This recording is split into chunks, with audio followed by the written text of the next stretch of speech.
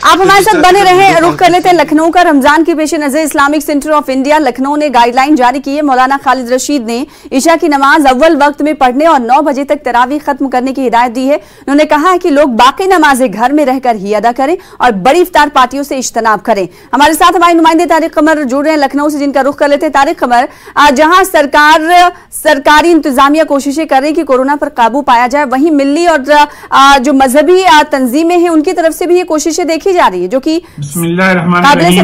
रमजान मुबारक का चांद 12 अप्रैल को देखा जाएगा। अगर चांद हो जाता है जी तारिक कमर साफ नजर आ रही है कि जिस अंदाज से उलमाए किराम ने अपीलें की हैं, जिस अंदाज से हिदायत जारी की है, उससे ऐसा ही लगता है कि लोग कोविड को रोकने के लिए बहुत संजीदा है। साथ ही वो ये भी चाहते हैं कि जो इबादत का सिलसिला है वो भी बदस्तूर जारी रहे, क्योंकि देखिए दवा और दुआ दो ऐसी चीजें हैं जिनको अपनाने से, जिनकी वजह से ही हम कोविड से छुटकारा पा सकते हैं।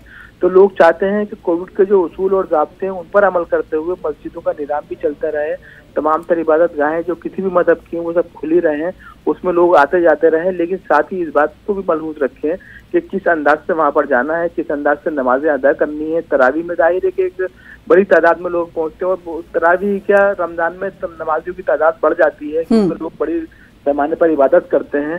तो सभी नमाजों को लेकर और बिलखुसूस तरावी की नमाज को लेकर भी हिदायत जारी कर दी गई है। और देखिए सबसे बड़ा मसला अफ्तार पार्टीज का है, तो अफ्तार पार्टीज के इस मरतबा यही हिदायत जारी की गई है कि बड़ी पार्टियां न की जाएं। हाँ, अहले खाना है, खानदान के लोग हैं जिसमें 50 से 100 लोग तक होते हैं, तो वो अपने कोविड के उसूलों को पेश नजर रखते हुए इस अंदाज का कुछ काम कर सकते हैं।